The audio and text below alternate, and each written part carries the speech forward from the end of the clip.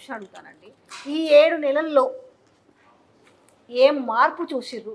ఒక 3 చెప్పాలంటే ఏం చెప్తారు? ఇప్పుడు విమర్శ కోసం విమర్శ చేయడం వేరు. మీరు చాలా జెన్యూన్గా ఇప్పుడు కేసీఆర్ మంచి చేసినప్పుడు హ్యాట్స్ ఆఫ్ పెట్టినాం, కేసీఆర్ మంచి చేసినప్పుడు పాలాభిషేకాలు చేసినాం.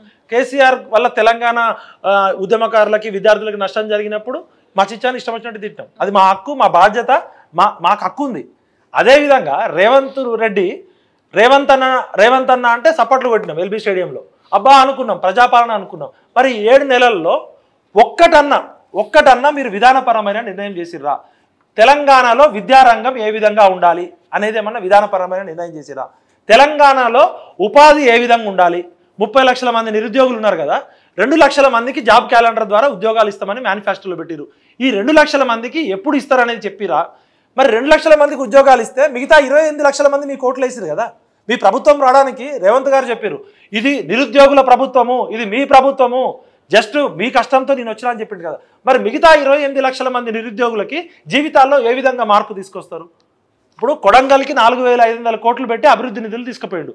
గతంలో కేసీఆర్ గారు గజ్వేల్లోనో సిరిసిల్లలోనో సిద్దిపేటలోనో చేస్తే కేసీఆర్ గజ్వేల్కే ముఖ్యమంత్రా, కేటీఆర్ సిరిసిల్లకే ముఖ్యమంత్రా, హరీష్ రావు సిద్దిపేటకే ముఖ్యమంత్రి అని నువ్వు తిట్టకుండా తిట్టావు. మరి ఇవాళ నువ్వు కొడంగల్కే ముఖ్యమంత్రివా? 7 నెలల్లో నీ దగ్గర డబ్బులే లేవు, నువ్వే చిప్ప పట్టుకొని ఆర్బీఐ చుట్టూ తిరుగుతున్నావు. మరి 4500 కోట్ల పెట్టి కొడంగల్లో పెడుతున్నావు. మరి స్కిల్ డెవలప్మెంట్ అనేది ఒక కొడంగల్లోనే ఉన్నారా నిరుద్యోగులు? 119 నియోజకవర్గాల్లో నిరుద్యోగులు ఉన్నారు కదా. నిరుద్యోగుల మీద నీ వైఖరి ఏంటి? ప్రచ్ఛన్న నిరుద్యోగము, పాక్షిక నిరుద్యోగము ఉంటుంది. ఈ నిరుద్యోగం అనేది ప్రపంచంలోనే అతిపెద్ద సమస్య, పేదరికము, నిరుద్యోగము. ఈ నిరుద్యోగం గురించే తెలంగాణ వచ్చింది కదా. ఈ 7 నెలల కాలంలో నువ్వు ఎంతమంది ఆర్థికవేత్తలతో, ఎంతమంది స్కిల్ డెవలప్మెంట్ ఎక్స్పర్ట్స్తో, ఎంతమంది నిపుణులతోటి నువ్వు మాట్లాడినావు? ఒక యూనివర్సిటీ పెడతా అన్నావు, హ్యాట్స్ ఆఫ్. బట్ ఒక యూనివర్సిటీ పెడితే 30 లక్షల మందికి ఉద్యోగాలు వస్తాయా?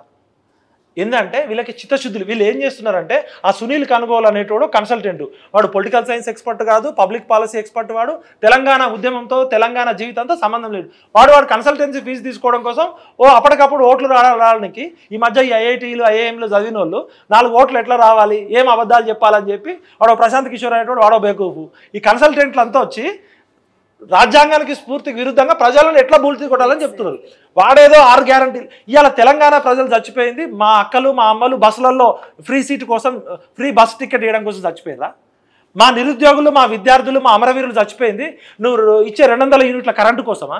మేము అడిగిన నీకు ఈ 6 గ్యారంటీలలో ఏదన్నా తెలంగాణ ప్రజలు అడిగిందా? తెలంగాణ ప్రజలు మా ఉద్యోగాలు మాకు కావాలని అడిగితే వాడోడో కన్సల్టెంట్లు చెప్పిన బేవకూఫ్ గారిని పెట్టుకొని మీ అడ్వైజర్గా ఈ 7 నెలలు కాలం ములిపెచ్చారు. ఒక పారిశ్రామిక విధానం ఏంటి? ఒక ఆరోగ్య విధానం ఏంటి? ఇవాళ మీరు 1,50,000 కోట్లు మూసీలో పోస్తా అంటున్నారు కదా.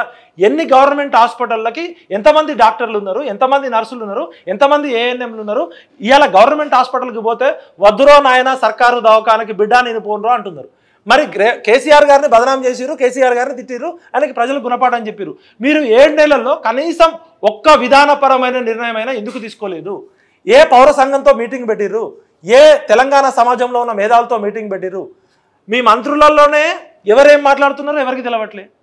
అన్నిటికీ రేవంత్ రెడ్డి ఏమన్నా పబ్లిక్ పాలసీ ఎక్స్పర్టా, పొలిటికల్ సైన్స్ స్కాలరా, ఆయన ఏమన్నా అనుభవం ఉన్నోడా? కేసీఆర్ చేసిన తప్పుల్లోంచి వచ్చిన నెగిటివ్లోంచి వచ్చిన పాజిటివే తప్ప రేవంత్ రెడ్డికి ప్రత్యేకంగా ఏముంది?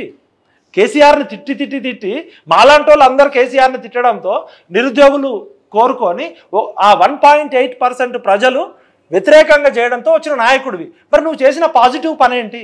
6 నెలల్లో ఏం చేసిర్రు? కాళేశ్వరం అన్నారు, ఒక మేడిగడ్డకే పోయారు. మరి సుందిల్లా అన్నారంలో మోటార్లు ఎందుకు నడపలే? పాడైపోయిన మోటార్లు రిపేర్ చేయాలి కదా. కేసీఆర్ హయాంలో తప్పులు జరిగినాయి, ఆయన ముఖ్యమంత్రిగా ఉన్నాడు, అయిపోయిండు.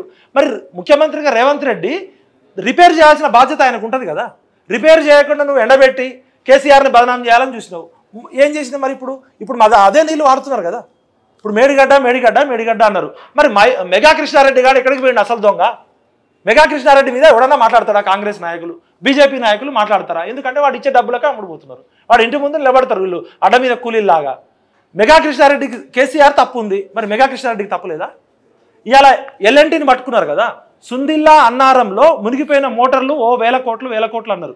మరి ఇలా నీళ్లు సముద్రంలో పోతున్నాయి కదా. బేవకూఫ్ నా కొడుకులారా, సముద్రంలో నీళ్లు పోతుంటే మరి ఎందుకు మోటార్లు తిప్పరు?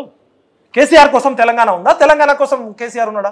కేసీఆర్ వచ్చిండు 10 ఏళ్ళు ముఖ్యమంత్రికి ఉన్నాడు, ఆయన చేయాల్సిన మంచి చేసిండు, చెడు చేసిండు. మీ బాధ్యత ఏంటి? మీ బాధ్యత రిపేర్ చేసుకొని ప్రజలకి, రైతులకు ఇవ్వాలి కదా. రేపు పొద్దున రాబోయే ఏసంగిలో కరువు వచ్చే ప్రమాదం ఉంది. ఏసంగి పంటలకి నీళ్ళు రావు. సముద్రంలో నీళ్లు టీఎంసీలు పోతుంటే మూసీ నదిలో 150,000 కోట్లు పెడతావు. మూసీ నదిలో ముంచుతాం బిడ్డ, గుర్తుపెట్టుకోండి. మూసీ నదిలో ముంచుతాం. ఆ మూసీ నది మురికి నీళ్ళతోటి మొఖాలతో కడుక్కోండి. ఎవడరా మీకు ఇచ్చిన environment expert?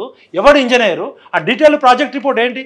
Kaleshwaram project report లేదని చెప్పినావు. మరి మూసీ నది 3 నెలల క్రితం 50,000 కోట్లతో ఇచ్చిన డీటెయిల్ ప్రాజెక్ట్ రిపోర్ట్ బయట పెట్టాలి. మరి 50,000 కోట్ల నుంచి జస్ట్ ఒక 20 రోజుల క్రితం, 10 రోజుల క్రితం 70,000 కోట్లు అయింది. 70,000 కోట్ల నుంచి 150,000 కోట్లకు అయింది. జస్ట్ 3 మంత్స్ టైంలో 50,000 కోట్ల నుంచి 3 రెట్లు ఎట్లా పెరిగింది? మీకు ఇచ్చిన కన్సల్టెంట్ ఎవడు? ఆ రిపోర్ట్ ఎవడు? ఇంజనీరింగ్ ఎక్స్పర్ట్ ఎవడు? సాగునీటి పారుదల ఎక్స్పర్ట్ ఎవడు? ఈ రివర్ వాటర్ మీద ఎక్స్పర్ట్ ఎవడు? ఇప్పుడు కొత్త కంపెనీలు వచ్చినాయి. ఒక 45 రోజుల నుంచి ఈ రిజిస్టర్ ఆఫ్ కంపెనీస్ యాక్ట్లో మీరు రీసెర్చ్ చేస్తే రేవంత్ రెడ్డి గారి కుటుంబ సభ్యులకు సంబంధించిన వ్యక్తులు కొంతమంది ఇరిగేషన్ కంపెనీలో బోర్డు మెంబర్స్గా జాయిన్ అయ్యారు. మీకు ఆ వివరాలు కూడా నాకు వస్తున్నాయి, మీకు మళ్ళీ ఇస్తా. రేవంత్ రెడ్డి గారి తమ్ముడో అన్ననో తిరుపతి రెడ్డి గారు గత 10-15 రోజుల క్రితమో, నెల రోజుల క్రితమో వేరే కంపెనీలో జాయిన్ అయ్యారు. అట్లా ఇన్ఫ్రాస్ట్రక్చర్ కంపెనీలో రేవంత్ రెడ్డి బంధువులు ఎందుకు జాయిన్ అవుతున్నారు? రేవంత్ రెడ్డి గారి ఫ్రెండ్స్ ఎందుకు జాయిన్ అవుతున్నారు? తిరుపతి రెడ్డి గారు ఏమన్నా ఇంజనీరింగ్ ఇన్ఫ్రాస్ట్రక్చర్ కంపెనీలో పనిచేసిండా? వీళ్ళు ఏమన్నా కాంట్రాక్టర్లా? నదిలో పుడక తీసివేసే కంపెనీలలో జాయిన్ అవుతున్నారు. మరి అంటే దేనికోసం ఇది? ముందు అదే ప్రీ ప్లాన్ అర్థమవుతుంది. ప్రీ ప్లానింగ్ మరి అది రేవంత్ అన్న చెప్పాలా? అన్న అంటే నేనున్నా అంటున్నా రేవంత్ అన్న ఏమి చెప్పారు, చేసుకుంటూ పోతారు అంతే. ఇంకేమున్నాయి? 4 గంటల దాకా ఏం చేసినా పడి ఉంటారు. ఏమైతుంది? ఒక స్థానిక సంస్థల ఎలక్షన్స్ ఉన్నాయి, చూద్దాం, అదిరిస్తానో బెదిరిస్తానో అయిపోతుంది. 4 గంటల దాకా రాముడు ఎవరో రంగడు ఎవరో అంటారు కదా. ఆయనకే కాదు, ఉత్తపదాలు తెలంగాణ ప్రజలకు కూడా వచ్చు కదా. ఇది పరిస్థితి చేదాటిపోతుంది అనడానికి కనపడుతుంది. ఆడ ప్రజలు కూడా గగ్గోలు పెడుతున్న వైన ఆల్రెడీ రోడ్ల మీదకి వస్తున్న పరిస్థితులు చూస్తుంటే ఇంకా మీ పాత్ర ఇంకా ఏ రకంగా ఉండబోతుంది? ఈ మళ్ళా 2028 వరకు ఎలాంటి పునరేకీకరణ చేయబోతున్నారు? అందరూ ఏ తాటిపైకి రాబోతున్నారు? ఇప్పుడు ఎప్పుడైనా తమిళనాడు అస్తిత్వ ఉద్యమాలకి, ప్రాంతీయ ఉద్యమాలకి తమిళనాడే మనకి.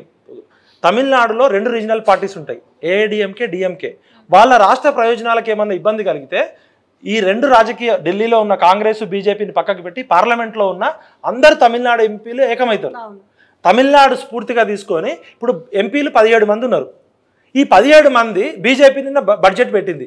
ఈ బడ్జెట్లో బీజేపీకి 4 ఎంపీలు ఉన్నారు కదా, మా బండి సంజయ్ అన్న, వాళ్ళు అరవింద్ వీళ్ళు ఉన్నారు కదా. 4 ఉంటే 8 అయినారు. బీజేపీ పార్టీ పుట్టినాక ఇప్పటి వరకు తెలంగాణలో అత్యధికంగా 8 సీట్లు వచ్చినాయి. బడ్జెట్లో చూస్తే పెద్ద సున్నా, గుండు సున్నా. ఇప్పుడు వాళ్ళు ఏమేమి చేసిరు చూద్దాం. మొన్నటి అఖిలపక్ష సమావేశం జరిగింది ఢిల్లీలో. ఆంధ్రప్రదేశ్, బీహార్ ఎంపీలేమో తమ రాష్ట్రానికి ప్రత్యేక హక్కులు కావాలి, తమ రాష్ట్రానికి ప్రత్యేక నిధులు కావాలని చెప్పి పోరాడారు పార్టీలకు అతీతంగా. మన ఎంపీలేమో, ఒక కాంగ్రెస్ వాళ్ళేమో నీట్ పరీక్ష రద్దు చేయాలని చెప్పి పోరాడారు, బీజేపీ వాళ్ళేమో కామ్గున్నారు. మరి ఈ బీజేపీ 8 మంది పుష్పాలు, ఈ కాంగ్రెస్ పార్టీ 8 మంది అస్తాలు. మరి ఈ అస్తాలు పుష్పాలు కలిసి మోడీ గారిని కనీసం అడిగిర్రా? మరి ఈ పుష్పాలు తెలంగాణ ప్రజల చేతిలో పెట్టిన ఎర్రి పుష్పాలా లేకపోతే కమలం పూలా?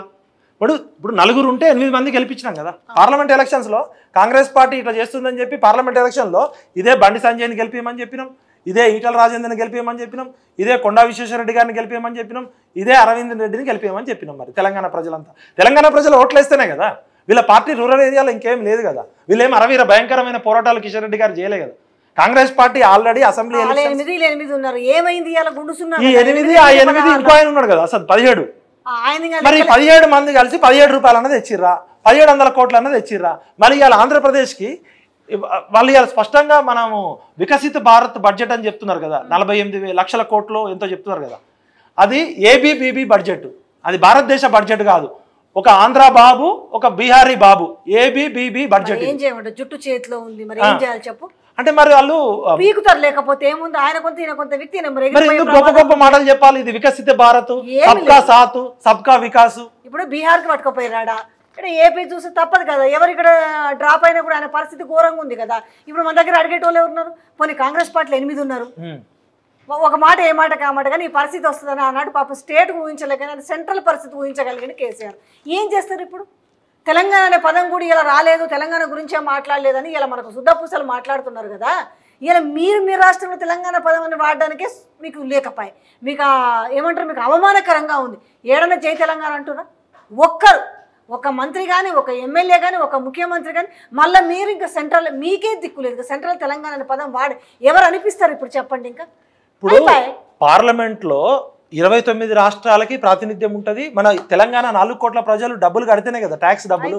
ఆ ట్యాక్స్ డబ్బుల్లో మనకి రాజ్యాంగ పరంగా మనకి రావాలి కదా. మోడీ దయతో లేదు, గుజరాత్ అమిత్ షా దయతో మనకి ఇవ్వట్లేదు కదా. ఈ మరి 17 మంది ఎంపీలు బేవకూఫ్లా, బద్మాష్గాల్లా, లేకపోతే తెలంగాణ ద్రోహులా, లేకపోతే తెలంగాణ పోరాట యోధులా? మరి ఇప్పుడు సెషన్స్ జరుగుతాయి కదా, కాంగ్రెస్ వాళ్ళు ఎట్లా కొట్లాడతారు, మరి బీజేపీ వాళ్ళు ఎట్లా కొట్లాడతారు చెప్పాలి. ఇప్పుడు ఆంధ్రప్రదేశ్కి మీరు ఎంత ఇచ్చుకోండి, మాకు సంబంధం లేదు.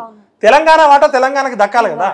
ఆంధ్రప్రదేశ్లో ఉన్న వెనకబడ్డ జిల్లాలకి ఏదో అసలు ఆంధ్రప్రదేశ్ జాగ్రఫీకి సంబంధం లేకుండా నిర్మలా సీతారామన్ ఒక కొత్త పదం పెట్టి ఆంధ్రప్రదేశ్ని తీసుకుపోయి, దక్షిణాదిలో ఉన్న ఆంధ్రప్రదేశ్ని తీసుకుపోయి ఉత్తరాది రాష్ట్రాలతో పెట్టి ఒక ప్రత్యేక ఏదో పదం పెట్టింది. నువ్వు ఆంధ్రప్రదేశ్కి ఏమన్నా ఇచ్చుకో, మా తెలంగాణకి ఎందుకు ఇవ్వలేదు? మా గిరిజన ఇప్పుడు విభజన హామీల్లో ములుగులో గిరిజన యూనివర్సిటీ అయితే ఊతపదం లాగా మనం ఇని ఇని ఇని మనకి ఇదే అంటే మాటల్లోనే అయిపోతుంది. బయ్యారం ఇలా బీజేపీ నాయకులని స్పష్టంగా అడుగుతున్నా, mister Kishan Reddy central minister అయినావు నువ్వు, singer and private Bandi Sanjay central minister అయ్యాడు, బయ్యార ముక్కు మా జిల్లాలో ఉంది, 16 లక్షల కోట్ల ప్రాజెక్ట్ అని చెప్పిర్రు. మరి బయ్యార ముక్కుని గతంలో టీఆర్ఎస్ వాళ్ళు steel authority of India limited కోసం పోయిర్రు. మరి ఇలా కేంద్ర ప్రభుత్వంలో ఉన్న స్టీల్ అథారిటీ ఆఫ్ ఇండియా లిమిటెడ్కి భారతదేశంలో ఉక్కు అవసరం ఉంది. ఎందుకు మా బయ్యార ముక్కు తెలంగాణ హక్కు కాలేకపోతుంది? ఈ 16 మంది ఎంపీలు ఏం చేస్తున్నారు? ఈ 17 మంది ఎంపీలు ఏం పీకుతున్నారు? అదేవిధంగా కాజీపేట రైల్వే కోచ్ ఫ్యాక్టరీ ఉంది. ఇది నేను అడగట్లే, కేంద్ర ప్రభుత్వమే ఆంధ్రప్రదేశ్ పునర్విభజన చట్టంలో పెట్టింది. మరి కాజీపేటకి మనం రైల్వే కోచ్ ఫ్యాక్టరీ అడిగితే ఓ వ్యాగన్లు క్లీన్ చేసే ఏదో చిన్న యూనిట్ ఇస్తున్నారు. వ్యాగన్లు వచ్చినప్పుడు క్లీన్ చేయడానికి ఒక మిషనరీ ఉంటుంది, అది పెడుతున్నారు. మనం అడిగింది రైల్వే కోచ్లు తయారు చేసే ఫ్యాక్టరీ. మనం అడిగిందేమో 1,00,000 కోట్లో 50,000 కోట్ల ప్రాజెక్ట్ అడిగితే వాళ్ళు 100 కోట్ల ప్రాజెక్ట్ ఇస్తున్నారు. అదేవిధంగా రైల్వేకి నిధులు ఎటుపోయినాయి, రైల్వే కొత్త లైన్లకి నిధులు ఎటుపోయినాయి, సాగునీటి ప్రాజెక్టులకి జాతీయ హోదా ఏది? ఇవాళ పోలవరం జాతీయ హోదా ఇచ్చిర్రు, పోలవరం ప్రాజెక్టుకి కావాల్సిన అన్ని నిధులు కేంద్ర ప్రభుత్వం ఇస్తుంది అంటుంది. ఓకే, మా 7 మండలాలని ముంచిర్రు, 256 గ్రామాలని ముంచిండ్రు, 2 లక్షల ప్రజల్ని పోలవరంలో ముంచిర్రు. ఈ ముంచింది ఎవరయ్యా అంటే చంద్రబాబు నాయుడు, వెంకయ్య నాయుడు, మోడీ, ఈ ముగ్గురు కలిసి ముంచిర్రు. మా 250 గ్రామాలని ముంచడమే, మా గిరిజల్ని ముంచడమే కాకుండా మా భద్రాచలం రాములోరిని ముంచుతున్న రాక్షసులు వీళ్ళు. ఇలా జై శ్రీరామ్ జై శ్రీరామ్ అంటారు కదా. అయోధ్య దేవాలయం రామాలయం కూడా మేము కూడా 2 కోట్ల రూపాయలు చందాలు వసూలు చేసి కట్టించినాం. మాకు అయోధ్య రాముడు ఇంపార్టెంటే, భద్రాచలం రాముడు ఇంపార్టెంటే. మరి భద్రాచలం రాముడిని ముంచబోతున్నా వీళ్ళు జై శ్రీరామ్ అనడానికి అర్హులా? మరి ఇలా బీజేపీ ఎంపీలు మాట్లాడాలి కదా. భద్రాచలం ఇవాళ ఆల్మోస్ట్ పోలవరం ముంపు గ్రామాలు అయింది. మరి అదేవిధంగా పోలవరం ప్రాజెక్టుకి డబ్బులు ఇస్తున్నాం, ఇంకా ఇస్తామని చెప్పారు. మరి మా ప్రాణహిత చేవెళ్ళ ప్రాజెక్టు కానీ, ఇంకొకటి మన రంగారెడ్డి పాలమూరు రంగారెడ్డి ప్రాజెక్టు ఒక్కటి కూడా ప్రకటించలేదు. మూసీ నది కోసం ఈయన పోయి 18 సార్లు తిరిగిండట. మన రేవంత్ రెడ్డి గారు వచ్చిన మార్పు ఏంటంటే, ఇప్పుడు గతంలో డబ్బులు లేవు, అప్పుల కుప్పైంది. రేవంత్ రెడ్డి గారు 18 సార్లు చార్టెడ్ ఫ్లైట్లు వేసుకొని ఒక్కొక్కసారి పోయినప్పుడు 3 కోట్లు ఖర్చట. అంటే 20 సార్లు పోతే 60 కోట్లు ఓన్లీ ఫ్లైట్ టికెట్లు. మరి ఎన్ని నిధులు తెచ్చిర్రు? ఈయన కలవని కేంద్ర మంత్రి లేడు. బడేమియా చోటేమియా, బడేబాయ్ చోటేబాయ్. ఈ చోటాబాయి బడేబాయిని పొగిడిండు కదా. మరి 18 సార్లు పోయినప్పుడు మనకి 18 పైసలు అన్నా రాలేదంటున్నాడు. మరి ఇప్పుడు ఈ ఎంపీలంతా రిజైన్ చేస్తారా? మరి లేకపోతే ఈ ఎంపీలంతా ఆమరణ దీక్ష చేస్తారా? ఈ ఎంపీలంతా గుజరాత్ వాళ్ళ చెంప పలగొడతారా? మరి ఏం చేస్తారు? గుజరాత్కు కావాల్సిన నిధులన్నీ గుజరాత్ వాళ్ళు ఎత్తుకపోతున్నారు, బీహార్ వాళ్ళు కావాల్సిన నిధులన్నీ బీహార్కి ఎత్తుకపోతున్నారు. చంద్రబాబు నాయుడు ఇప్పుడు మొత్తం ఎన్డీఏ కూటమి, అది నాయుడు నితీష్ డెమోక్రటిక్ అలయన్స్ కాదు, అది డిపెండెంట్ అలయన్స్ అంటున్నారు. మరి అలా చంద్రబాబు నాయుడు చెప్పిండా తెలంగాణకు ఒక్క పదం కూడా? తెలంగాణ అనే పదమే పార్లమెంట్లో పలకనప్పుడు ఈ ఎంపీలు ఏం పీకుతున్నారు? ఈ ఎంపీలకి ఆత్మగౌరవం ఉందా? ఈ ఎంపీలు తెలంగాణలో పుట్టలేదా? ఈ తెలంగాణ ద్రోహులా, తెలంగాణ పోరాట యోధులా?